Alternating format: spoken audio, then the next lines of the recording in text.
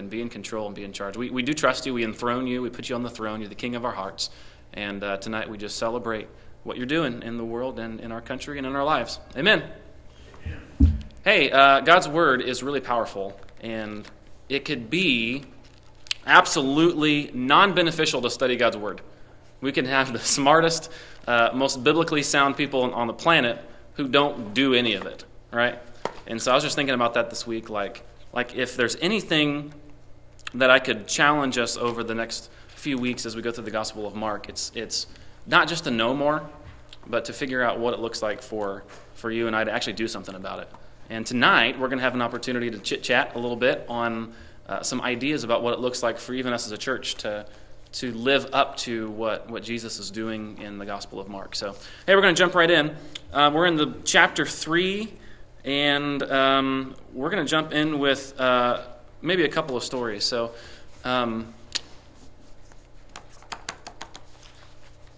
I'm going to do my best to do a little bit of interaction tonight. So I need your help. And so I'm going to do a little word association.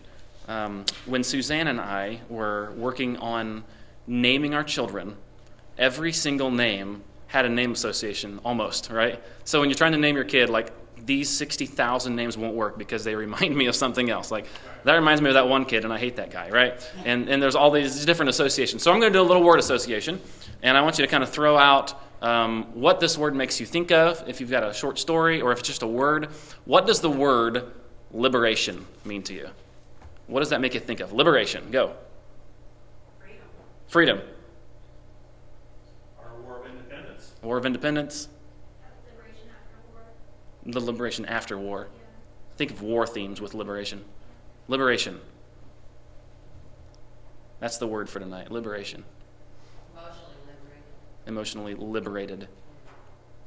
So if you are being liberated, you have to be liberated from something, right? There's got to be some sort of... So what kind of images do you think are on the other side of liberation? So liberated from... Oppression, huge, yeah.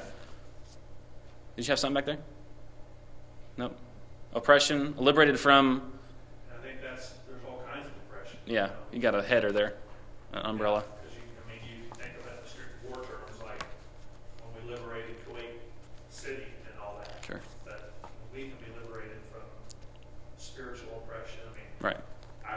The thing I think about is I've been really struggling with something for a while, and we went to that Spanish service. Yeah. And that guy did that opening prayer, and what I had been struggling with for weeks, if not months, it just fell off. Liberated. Just gone. I didn't understand a word that guy said. Right. And it just whatever that thing that was hanging on me just fell off. Yeah. Liberated. I think of chains. I think of being chained up. Those kind of images I think of with liberation. And so Jesus, when Mark writes in chapters 3 and 4, Jesus is on like a liberation mission. Like, he is a liberator to the core, man. And he begins to do whatever it takes to liberate these people. And so that's kind of what your layout shows you. That's something that I came up with to kind of move us through the text with a single thought. So liberation is the word. And tonight, if we don't make it through the whole thing, that's okay. There's this one idea that I have to get it out, and I have to help you get it and help you get it to click in your minds, because it's really transformed the way that I read, not even just Mark, but a lot of the New Testament. So when I say that we have the Torah, you guys know what I'm talking about? The Torah is like the first 5 books of the Bible. It's called the written law. Now, you know that there's something that is alongside the written law, and it's not written. We call it the oral law. It's something that's alongside that. And so the Pharisees, the Sadducees, the scribes, the religious leaders, they have this oral law. They call it the traditions of men in many different scriptures, the tradition of the elders, the oral law, and that is different than the written law. And I want to explain tonight what the difference is between those. And so there was, I think it was in year 200 or so, they put an effort to write all of this down over the years. They call it the Talmud. And so if you want to do a deep dive study on your own, look up Talmud, Talmud. Talmud. It's the Jewish written law, and it is ridiculous. It is the most ridiculous, absurd book of rules and regulations that you could ever imagine. We were sitting in our office. Sally and I had a meeting with Jim Standish this week, and he is our insurance provider. Now, he started describing to some of us some of the very specific things that are covered and not covered. Like, you wouldn't believe the kinds of things that they have come up with. Like, we've seen a thing, right? And so he was talking about how, if the building burns down and there's one wall that's technically not unharmed, but the government or the city requires you to tear it down because they want it to be a safe spot, even though it's technically not unharmed, then our insurance will cover that removal and rebuild. Now, if the city says, you know what, that wall's it's good, you can tie into it, then we're not going to pay for the covering of that one standing wall that's unharmed. And stuff like that's so specific. If someone catches something on fire off premise that we don't own or rent and burns something else down, we've got coverage for that, just in case, right? And so so I can't imagine like all of the pages and pages of random stuff that, they think of so many different things because they've seen a thing or two. And so that's kind of what I think of when we were sitting in there. I had just gotten done studying all this stuff, and I thought, man, I think we must have some modern day scribes and Pharisees writing our insurance policies because it is insane the amount of like tedious little things. So I want to talk about the Torah is the written law, okay, and what we have here is what's written down in the first 5 books of the Bible. There's like 633 of them or something like that. The Torah is the written law, and what happened was the scribes and the Pharisees, they wanted to make sure that no one broke these laws. And so they came up with what they would call the Talmud now, the oral law, and they would describe that as a fence around the law, which is a whole bunch of other little laws that if you follow all these laws, then there's no way you're going to break this one. So it's actually the oral law teaches you how to obey the written law. Okay? Let me tell you a little example. If I'm boiling water in my kitchen and I've got my kids at home and they're playing in the kitchen and I've got this hot boiling water on the stove, I don't want them to touch the stove, right? I don't want them to pull that onto them and burn themselves. So let's say that touching the stove or touching the hot pan, that's the law. Don't do that, right? Now, you and I both know that the heart behind the law is I don't want my kid to get hurt, right? That's the heart of the law. That's what Jesus comes and begins to show us. But the heart of the law is I don't want my kid to get hurt. So obviously, the law then is don't touch the pan. Now, my kids are roughhousing. Hannah, let's say Brielle and Noah, because they're like oil and water. Let's say that Brielle pushes Noah into the oven and it almost knocks it over on him. And it's like, whoa, that was way too close. You know what? What we're going to do is we're going to say nobody in the kitchen while I'm boiling water. So that's not the law. That's just, I'm trying to help you, give you a little barrier, So nobody in the kitchen while we're boiling water. Okay, that seems good until Hannah comes and they're playing with a ball, and then someone throws the ball into the kitchen and hits the oven, and someone comes run after it, and it almost happens again. So, okay, all right. Now you're in the living room, but that's not working. It's still too dangerous. Okay, let's go ahead. You need to go to the hallway because I'm still a little nervous that you're going to touch the pan, which is the original law, don't touch the pan.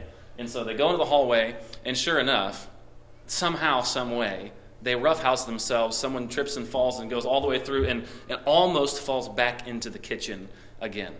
So, okay, here's the new law, or the new oral law. When I'm boiling water, you're not allowed to be home, okay?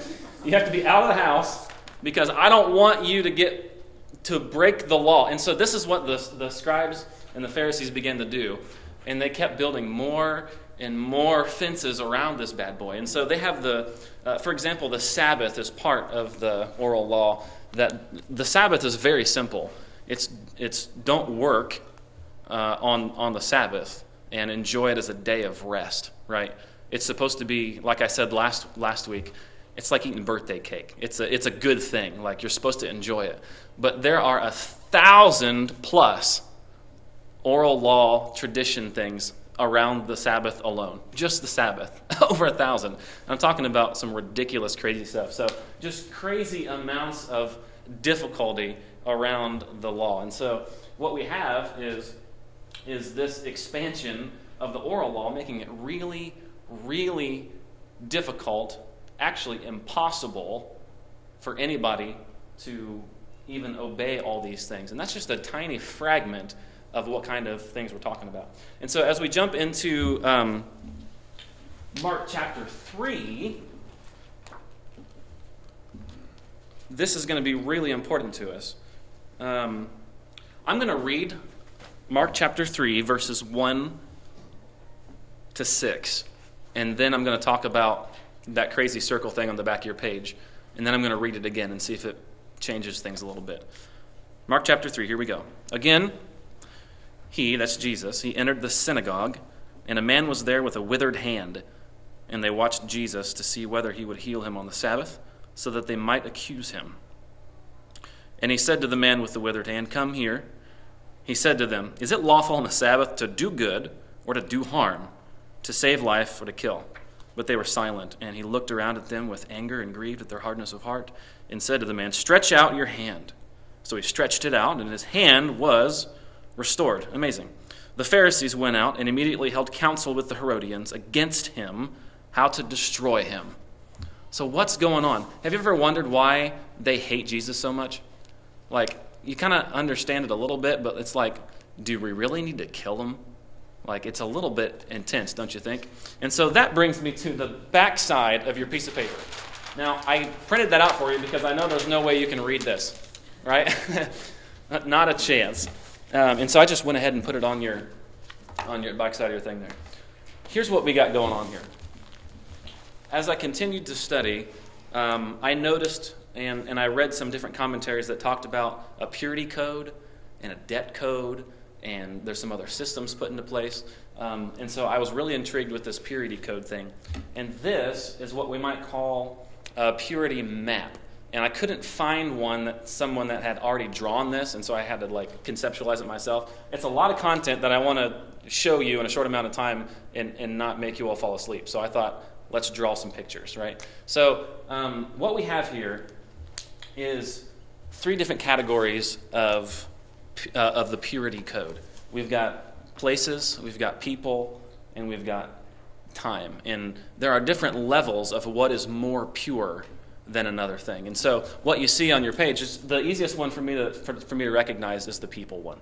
And so what we see there from the outside in is we've got people who are gravely blemished Israelites. That means they're physically not whole. For example, the guy with the withered hand. So he's not whole, and so he is, on this map, he is one of the least pure among them. And then we move in, who's more pure is the temple slaves. Then we move in, we've got the disqualified priests. That means they're illegitimate children of priests. Then there's the freed slaves, the converts, the Israelites, the Levites, and finally, the most pure of them all are the priests themselves. And so what you'll see is that as we move towards the center, we've got the priests at the Holy of Holies on Sabbath. That's like prime time, the most pure of them all. That is it as well. So that's kind of like why we talk about when the priests are only allowed to go in the Holy of Holies once a year on Sabbath, and they tie the rope to their ankle to make sure that if they die, they'll pull them out. That's their idea of how intensely, pure this thing is. And so that is the most pure spot ever. And so what I want to show us is that in the middle of all this is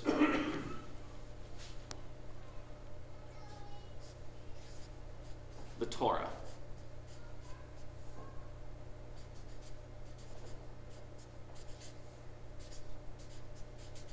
The written law. And so, originally, God created this law for us so that we could be in right relationship with Him. It was a beautiful thing. The law is a good thing. We should delight in the law of the Lord, right? But now, this is this idea of how difficult it is to get in here to the place where we can be free and where we can be holy and where we can be set free. The liberation that I was talking about happens in here, and it's almost impossible to get there. And so,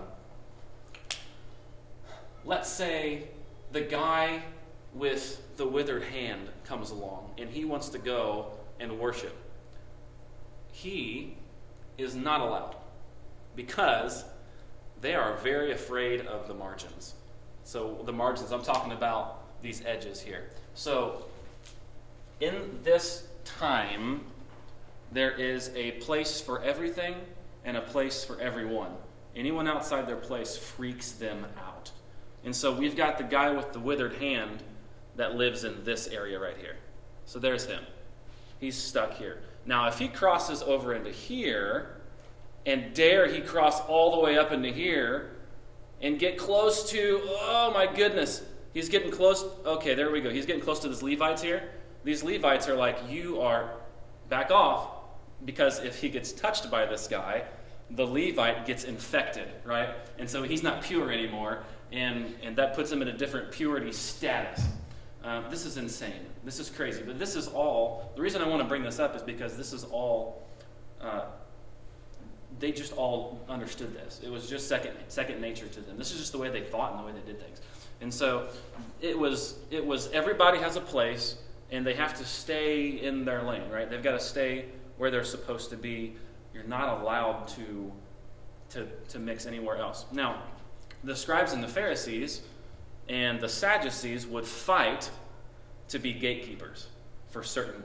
So if you wanted to become pure and you wanted to come into the temple on a certain day, if you wanted to join on the synagogue and you had something that you're not clean, then who's the gatekeeper for that? They would fight for who could be the gatekeepers for this. And so, there are ways to break in here, but you have to follow all of their thousands and thousands and thousands. I think the Talmud is over 6,000 pages long, and it's all just laws after laws after laws. Like I said, Sabbath, this one here alone is 1,000 plus laws just for this one. And this isn't even an exhaustive list by any stretch of the imagination. There's so much more. And so what we have is this idea that it is impossible to get to God. So people in the Gospel of Mark are trying. There's these people out here, right? And they're like, I need God. I need freedom. I need to be liberated from the oppressive system I'm in. So I'm going to try and get in, and it's just blocked. They can't get past the gatekeepers, who are the scribes and the Pharisees. And so then enters Jesus, right? Let's take a look and see what Jesus has to say about all these things. This is unbelievable. Unbelievable.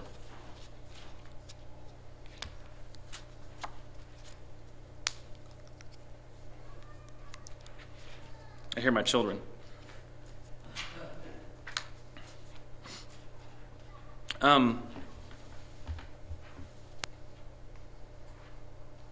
Why? Before I get into this, why are these all here? They are afraid. These people are afraid of the margins and becoming infected, right? So they build barriers after barriers after barriers. What's the goal of this? It started out as a worthy goal. I don't want my kids to touch the hot burning stove. Obey the law. That's a worthy goal. The goal of this is to keep the core pure. That's the goal.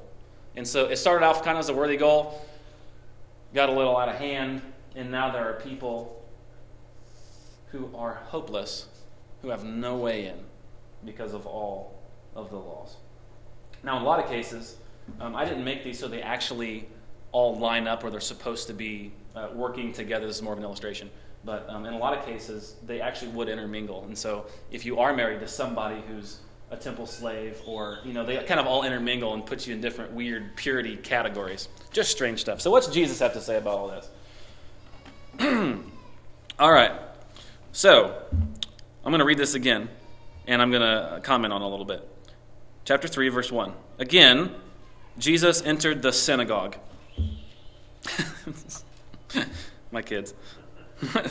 Jesus entered the synagogue. So, when Jesus enters the synagogue is the sacred space. Jesus entering the synagogue is like John Wayne entering a saloon. Okay?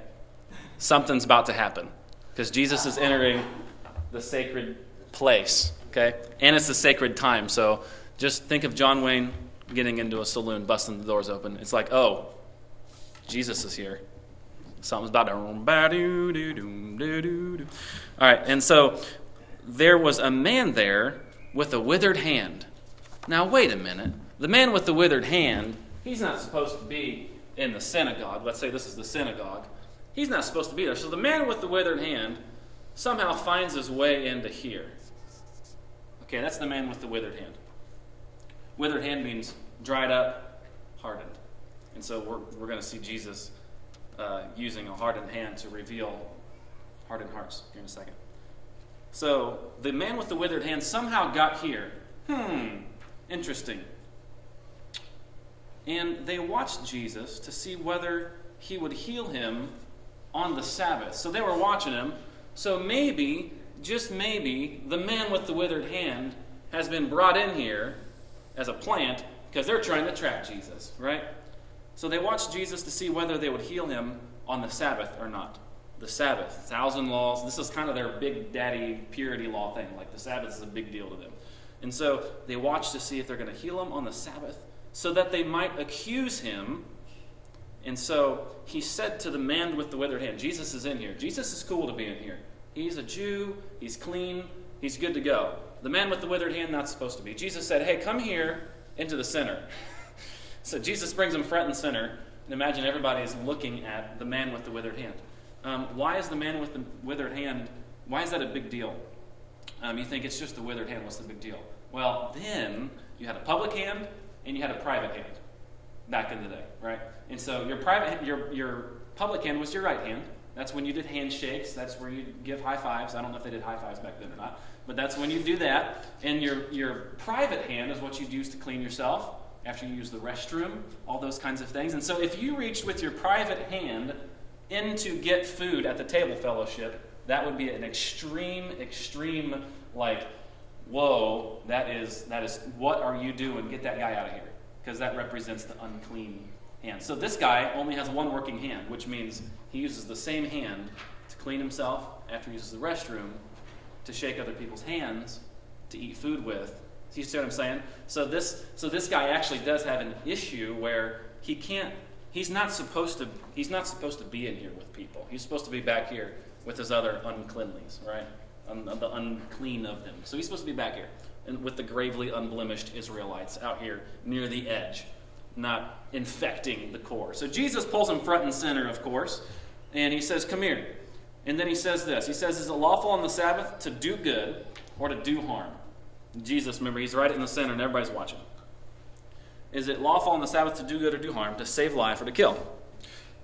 But they were silent. He looked at them with what? With anger. Who's he looking at with anger? The scribes and the Pharisees. Why is Jesus angry? Well, I'll tell you why he's angry. Because this man with the withered hand, he's not the only one that's getting denied purity, that's getting denied the love of God. He's angry because of all this garbage, all this craziness that's going on. So he looks at them, he's angry at them. And he grieved at the hardness of heart. And so, interesting comment there.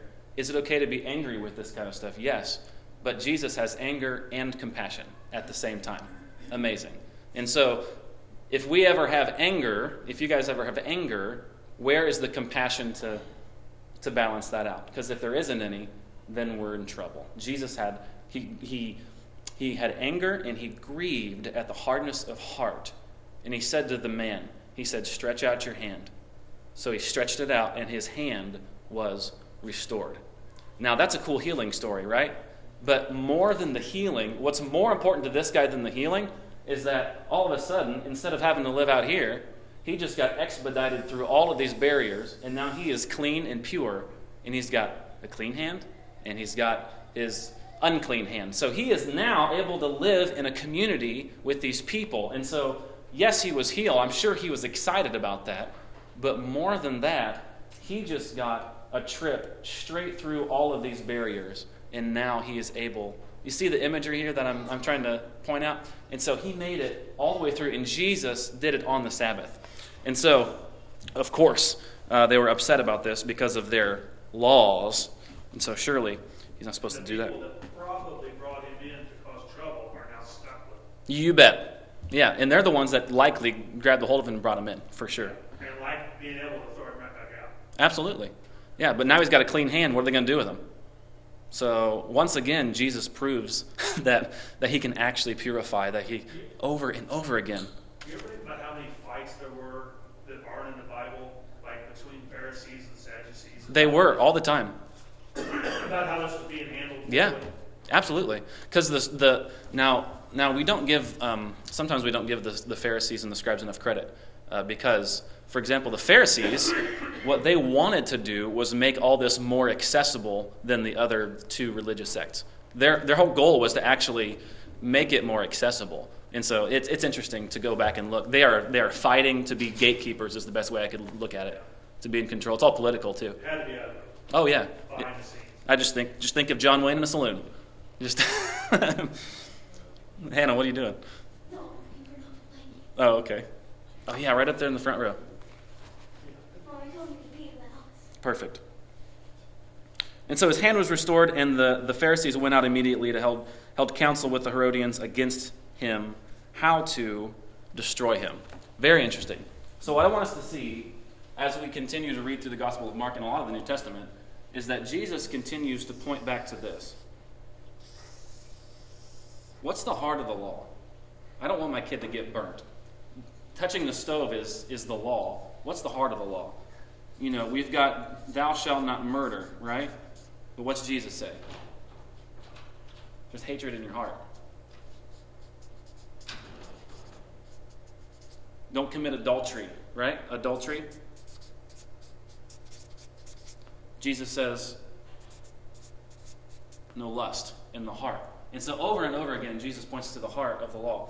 And what we're going to see is that all of this stuff out here where people can't come in, Jesus just barges straight to the middle. And here's the image I want you to get. This is what I have in my mind, is that he comes in like a thief, like someone who's getting ready to steal something, and he takes the heart of the Torah out from underneath of all of this stuff, and he just takes that and he just walks right out here where people can access it again. And this is what we're going to see when the crowds and the multitudes begin to flock to Jesus. They can't get to Jesus in here. So he comes in and he takes this and he takes it out to where it's accessible to real human people, right? To people who can't get in. And so wherever the hopeless are, that's where Jesus is. And so what I wanted to... Well, let me read through the next little chunk, and then I have a question for you guys to kind of talk about our church and where we're at as a church. Verse 7 through 11. He says, Jesus withdrew with his disciples to the sea. So he withdrew, and he went over to the sea, right? And a great crowd followed him. Where did the crowd come from? Well, it's all these people. Right? It's all these people. And they find Jesus and follow him out to the sea. From Galilee and Judea, Jerusalem and Idumea, and from beyond the Jordan, from around Tyre and Sidon, basically north, south, east, and west. All directions. The people who can't get here are following Jesus out here to the sea. And if you weren't here last week, the sea represents death and chaos and all these different things. And so they follow him out to the sea, which is wild. And so when a great crowd had heard all that he was doing, see, they knew all this stuff in their head. And so when Jesus did the things he did, the crowds heard about it and thought, here's my chance. These gatekeepers here, the scribes and the Pharisees, wherever they are, I can't get through there, but maybe I'll have a chance with this Jesus character, because he seems to be taking names. So Jesus is making a way to wholeness, right? And so they saw all that he was doing. They came out to him. Important to say that he came out to him. And he told his disciples to have a boat ready for him because of the crowd, lest they crush him. There were so many that he was afraid he was going to get crushed. There's a lot of people in need. That hasn't changed. That's still true today. There are so many people in need that can't seem to find a way in through all the weird little gatekeepers that are in Christianity these days. So that hasn't changed. And so there are people in need, and they begin to crush Jesus because, so he gets on the boat, and where are we at here? Yep. He healed so many so that all who had diseases pressed around to touch him. Incredible. So where all the scribes and Pharisees were afraid to touch the unclean because it was going to be like a zip, zap, and it transfers, right? And so it's kind of like a bing, you're transferred, now you're unclean too. With Jesus, it's the opposite. It's super, it's incredible to think about it that way. So when Jesus touches somebody, it's like bing, you're whole and pure. Bing, bing, bing. It's the opposite of the infection that we have. So whenever the unclean spirits saw him, they fell down before him and cried out, "You are the Son of God." And he strictly ordered them not to make him known. It wasn't time yet. Here's what I want to know tonight. And if we don't get any farther than this, that's okay. Even though I have so much more to share. With this idea that you have on the back of your paper too, it's kind of the same idea. With this image,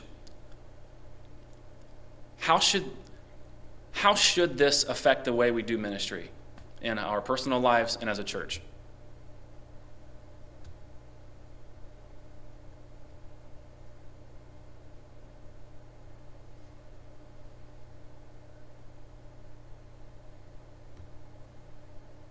I'm not afraid of awkward silence, so if somebody else says, I'm sorry. I can rephrase the question.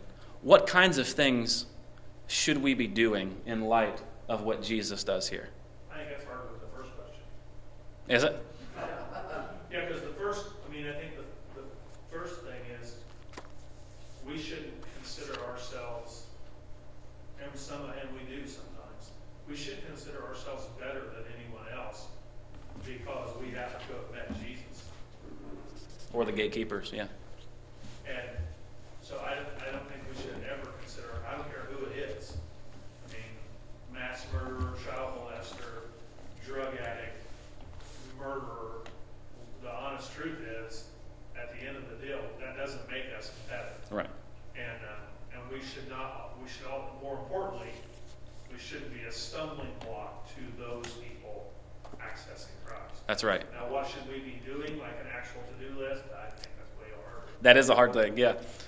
I think you're answering the first question helped us think through that. Like, what?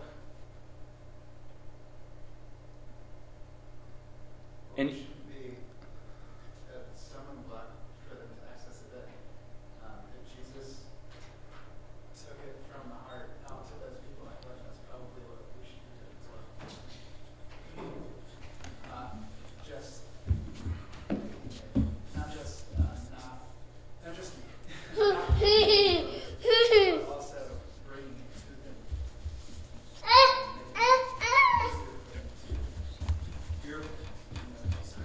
that's all right. Not to sidetrack us or put it in the ditch, but the whole time you're talking, this reminds me of our journey in this country. I can't speak for other countries, but this reminds me of our journey of racism. Holding them out and all of the unwritten laws that you don't look at a white woman that way, you don't speak to a white woman. You're right. You don't eat there, you don't go in that part of town. We have our own purity codes, whether we realize it or not. And there wasn't a Jesus to walk them all the way to the center. There were people that were helping make inroads, and there were certainly African Americans and blacks that were working their way in, but they were fighting their way to just be treated like a human being. That's right. Yeah, and I think that's a great analogy, a great tie together for us who don't know what it was like back then, right? We're just trying to imagine. Casey, I was thinking about, in the beginning, the mission was was this. I'll just keep it here. In the beginning, it started off as Adam and Eve, right? And then what do you say? Be fruitful and multiply. And I thought of that like expansion, that growth. And then at some point in time, it didn't take very long before it was more like be careful and protect ourselves, right? And so we have the Tower of Babel where we're just going to stay here. We're not going to go out anymore. And it all became inward focused, and we began drawing these lines and barriers. And I think Jesus is saying, be fruitful and multiply again, basically, except for not just physically, but I think you still see discipleship. Some of this. I don't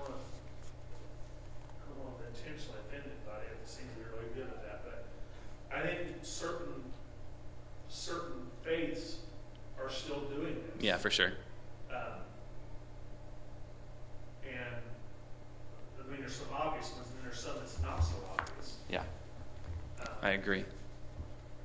So, I mean, some of them are there's some pretty mainstream denominations that I've never even heard a rumor of reaching out. Right. Yeah. I just think that this is going to be, as I continue to read, this whole image helped me. And I've spent hours and hours of study, and so I wanted to, It took you a long time just to draw those circles. You're right. Those are actually hand-drawn circles. Yes. And I can tell by look. With a compass? Did you use a compass? No, I stuck a pin in the middle of it, and I put my pin down, and I spun the paper around. Yeah, Todd. The religious leaders of the time Yes. in that culture built this whole elaborate legalistic system Yes. to protect themselves, for their own gain, and preserve their own power. Yes. There is any number of examples of that throughout time, even in our own country today. For sure. Here is all this letter of law, which is written for whatever reasons, but Jesus comes and finds the spirit of the law. There you go. Takes it outside the system. Yes. And they hate him for that. That's right. Because it undermines everything through generations. Yes. The religious leaders have tried to do. He doesn't care about their He gain or doesn't. their power. Right. And they can't control it. It's oppressive. And they also feared, I think, that as Jesus was saying, everybody has access to God, not just these guys. That was kind of like, I know probably as Christians we shouldn't be watching South Park, but on South Park when they're saying, they're taking our jobs, it's like they were afraid that like their role was going to be either diminished or gone. Right. For sure. Absolutely gone. Jesus obliterates. So every time Jesus is putting a dagger in their jobs every time he says something. And later, I underlined since I won't be able to go through everything anyway, I'll skip ahead and show you. There's also, this is what we're calling the purity code. There's also a debt code, who can be forgiven and that kind of stuff. And there's a different whole set of laws around that one. But he says in verse 28, he says, truly I say to you, all sins will be forgiven the children of man. And then he goes on to talk about the blasphemy of the Holy Spirit, which won't be. But all sins will be forgiven the children of man. I read in one commentary, he said that's the final death blow of the debt code. And so there is no need for the gatekeeper anymore. The scribe, that was their job, And so it was the final blow to the debt code. And Jesus was, he was punching holes in this thing everywhere. So what I love about this is, I'll just come up here because that's where we've been. But I love the idea, like in John, what does he say? Jesus says, I am the way. Right? So there is a way, and it's not all this stuff. And I think that's super incredible for us to see. Jesus would have been a great poker player. Yeah. Because if you read through the Gospels, like he starts out kind of hinting at what he has, like first South Park, and now I'm talking about gambling. Pray for my soul. But like at first, he doesn't immediately go all in because that would Right. scare out all the players. You're right. And so he might have checked a round or two in poker, and then he starts betting. Yeah. And then he starts, like at first he doesn't say really who he is. you talk about the timeless Yes. right, that's him. We call that I wrote that over. We call that dribbling in. Oh, okay. Just dribbling in your bed. And then finally, when he says things like, you don't even, to the priest, when he says things like, you don't even know the Father. If you knew the Father, you would know me. Yeah. And then he's not done yet. Then he says, I'm it. Like you said, I am the way. Yeah. I'm the only way. Yep. That is him. That's like, I'm all in. Yeah. And so where we're at in Mark, in theology, they call it the messianic secret. And so he's not, yeah. And so he's not revealed totally. So there you go. Dribbling in, I like that too. That works well. And so the demons know who he is, and he quiets them and says, shush. The biggest deal is that they had an idea about what the Messiah was going to be, and it was going to be a political ruler that was going to come in and just take lead and demolish the Romans. And so Jesus knew that he had to show them who he was before he said who he was. It was by his words. And so by the time they all knew who he was, they thought, well, this can't be right, because they already had seen who he was. And so in Mark, he's still dribbling in. He's still tiptoeing in. Last week I said he's tiptoes into breaking the law and breaking, it tiptoes into it. So he's dribbling in. Mark chapter 3 is where we are. He calls the 12 disciples, which I talked about on Sunday. It's amazing who he calls. It's amazing who he appoints. Incredible. Couple notes there. He went up on the mountain. This is a new Sinai type of situation. So new leadership, because the old leadership has failed. So he's calling a new leadership. And who does he call? He calls people who are not afraid of the margins. That's very important. These people he's calling, one of the guys is a tax collector, a Roman tax collector. Everybody hates that guy. And another guy is Simon the Zealot. Likely, he could have been, zealot means that he could have been in the Sicarii, which was like a super, what's the word I'm looking for? They would go around with daggers, and if they could find the opportunity, they would kill Romans.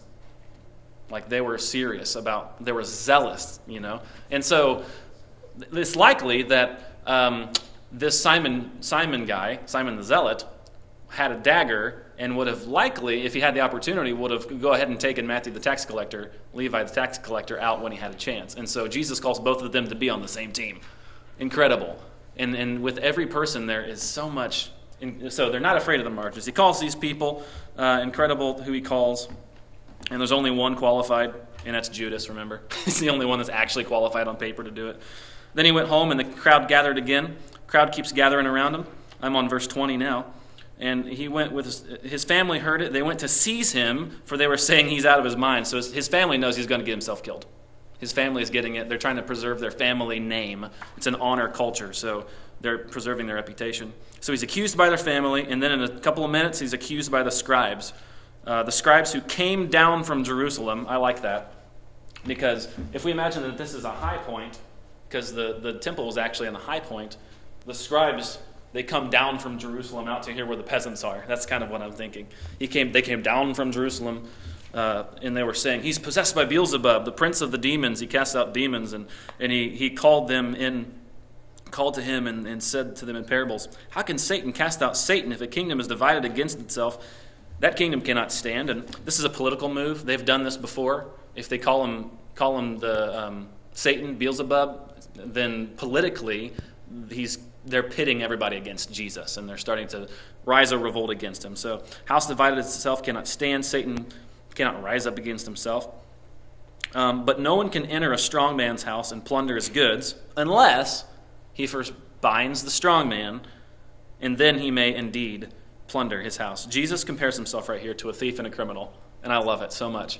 So in order for Jesus to plunder the house, he's setting people free, he has to first bind the strong man. Jesus is saying, hey, Satan has already tried, and I've proven stronger than him. He didn't get me in the wilderness. He didn't get me in these different places. And so I have already bound the strong man, so you better watch out, because I'm coming, and I am cleaning house. I am removing demons from people. I'm making people pure again, and I am in control, and I have authority to do that. Incredible. So he binds the strong man, and he compares himself to a thief and a criminal, which is incredible to me.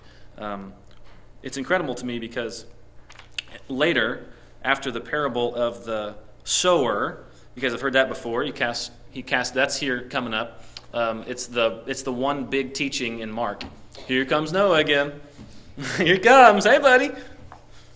After he casts the seed. There we go. See that catch, everybody? Say hi. Hi, Noah. You buddy.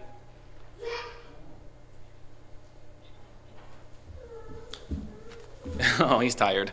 I know, buddy. We'll go home soon. Get his belly. There you go. Very good hands there. He's in good hands.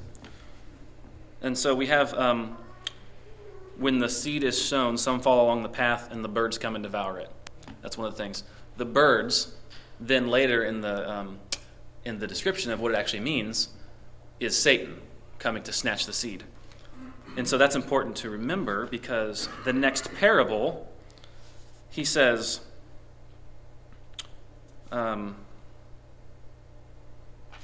kingdom of God is as if a man should scatter seed on the ground. He sleeps and rises night and day. I'm in chapter 4 now, verse 26. And the seed sprouts and grows. He doesn't know why. The earth produces by itself. Here we go. The parable of the mustard seed, verse 30. He said, with what can we compare the kingdom of God, or what parable shall we use for it? He said, it's like the grain of a mustard seed. And I skipped ahead because this is an image I want to give you before we close. The mustard seed. First of all, it was against rabbinic law to plant mustard seeds. Did you know that? Yeah. Mustard seeds. Have you guys ever had to plant dandelions in your yard? No. They pop up like crazy. That's what mustard seeds did. They were weeds that just took over. Just insane. And so the Jewish gardens and all their beautiful stuff that they kept in order, a mustard seed would ruin it. It would ruin the garden. It would be considered just a worthless, kind of like dandelions, just go forth and multiply like crazy. Mustard seeds would take over and just, it was crazy. They hated these things. And these bushes just went wild. And so what can we compare the kingdom of God to? It's like a mustard seed. And so they're thinking, where's it going with this? Which when sown in the ground, it's the smallest of all seeds on the earth. And they were like, yeah, but watch out. Yet when it's sown, it grows up and becomes larger than all the other garden plants put together. Not just bigger in stature, but larger in land mass. It just takes over and it just chokes everything. It's just insane. And it puts out large branches so that the birds of the air can make nests in its shade. Now, wait a minute. Now we've got a mustard seed, and that's shade for birds. Now, Jesus, just a couple of sentences ago, you said that Satan was the bird snatching the seed. So are birds good or are birds bad, right? So what's the deal? And I love this image because I didn't know this before, but there is actually purpose for Jesus using these things.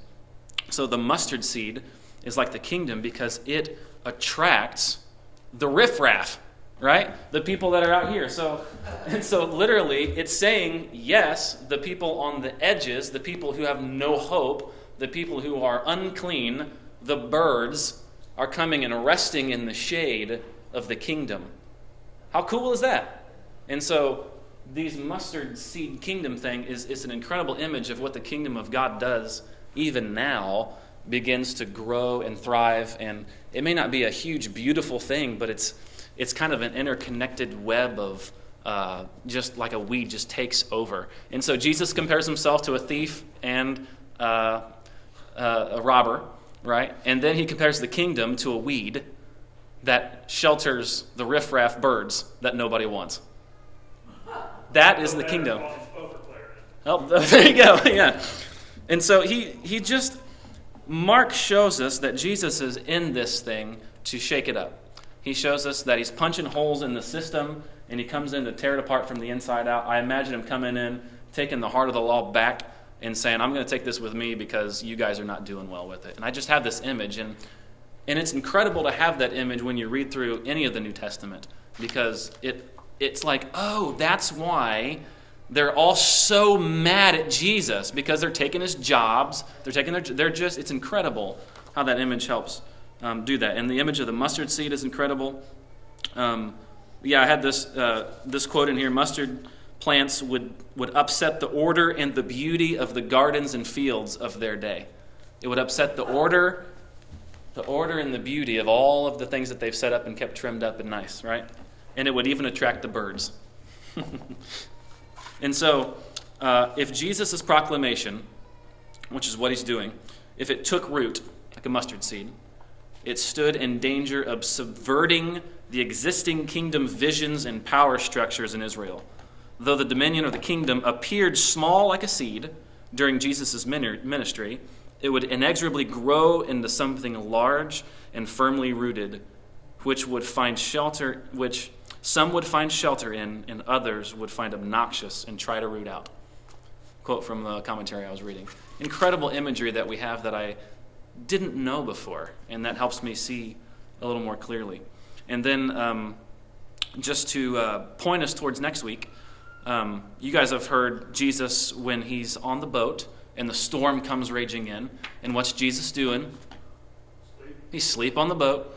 I thought it was funny. In my NIV version, it says he was asleep on a pillow. Like, was that necessary? Like, he's on the pillow. In this version, it says a cushion.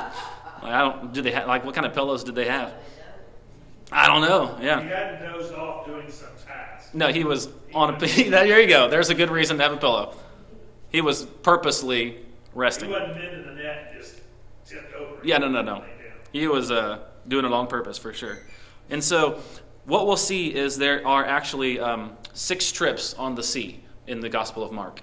This first trip he takes with his disciples, and remember what the sea represents. They would have seen that like Hades was in the sea, and it represented darkness and death and chaos, and so when they were going along, all of a sudden the storm came. That was a direct attack from hell to the disciples. Like they knew that this was a demonic attack. And where were they going? They were going. Now listen, this is all Israel stuff. They were not just floating around here. They decided to take a boat way over here to the Gentiles. And so there was a demonic attack on them, taking their boat all the way over here to the Gentiles, where that was an incessant ring. It's going. What does he meet here in chapter 5? The first person he meets when they get off the boat is Legion, the demonic, the man infested by a bunch of demons, right? And so this sea represents a whole lot more than we thought it did before. And so there's this huge uprising. It's an attack from hell, and they're not even in here anymore. They're going over here to the Gentiles. And so the disciples are like, okay, here we go. Interestingly enough, what we'll see later is that one of the times Jesus sends the disciples on their own across the sea. And it makes that story even more interesting, because they're probably thinking, you sure? Because last time we tried this, like, all hell broke loose, literally. Like, you think we can do that? And so it's interesting to see what the sea represents in the Gospel of Mark. And the question I have for the last little chunk here, and then we'll close down and go home,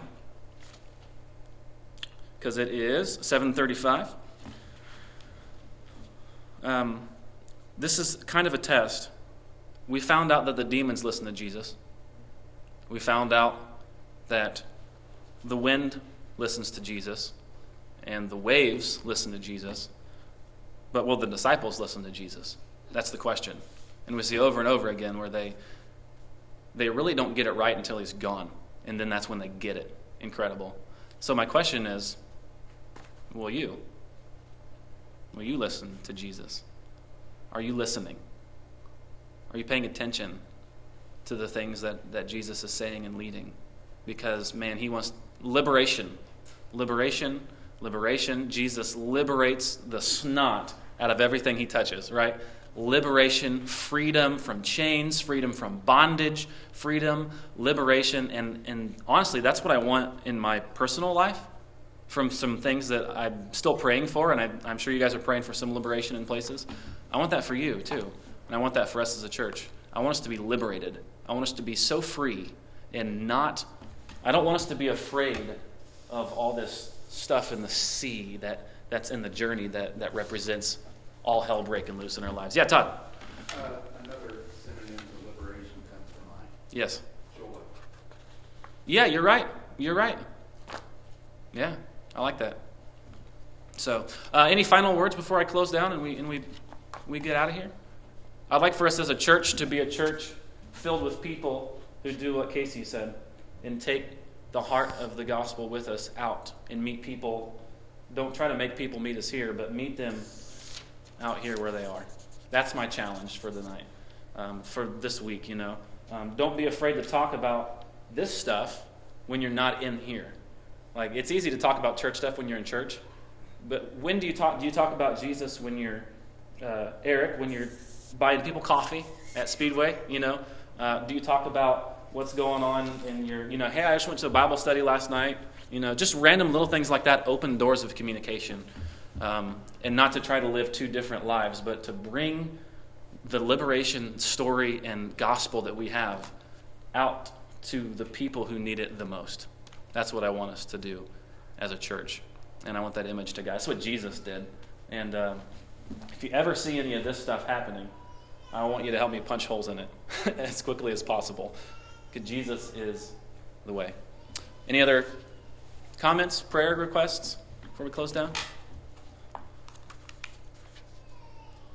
That's Matthew chapter 3 and 4, kind of. Good stuff tonight. Yeah. Good. Mark, yeah. Gospel of Mark, that's where I'm at. I'm only speaking for me, but I'm glad you're slowing down. No, We don't need to get. it's okay. I skipped over some stuff. That's all right. Yeah. No big deal. Like when Jesus says, "You're not my mom." You guys are my mom and brothers, right? God, thank you for the opportunity to be here tonight again. If we don't do anything with what we learned tonight, then we may as well not have learned it. And so, Lord, I pray that you would invite each one of us into this liberation mission that you've called us to. Thank you for giving us a leader in Jesus Christ to show us the way. I pray that you would help us to be bold in our speaking and in our thinking and in our acting in a liberating way, Lord, that we would not be a people who oppress, that we wouldn't be gatekeepers, that we wouldn't be stumbling blocks, but Lord, that we would follow your lead, that we would be multipliers, that we would take the good news, the liberation gospel out to the people who really need it most. Tired of waiting around for them to show up here, because that's just not the way you work.